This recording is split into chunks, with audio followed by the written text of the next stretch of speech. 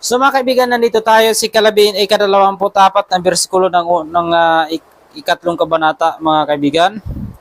At kanyang itinaboy ang lalaki at inilagay sa silanganan ng halamanan ng Eden ang mga kerubin at ang isang nagniningas na tabak na umiikot upang bantayan ang daang patungo sa punong kahoy ng buhay.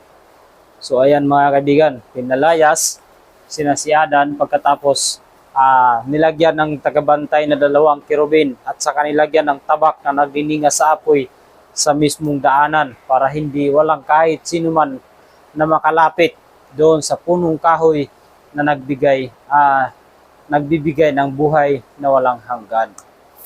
So yun mga kaibigan, excuse me.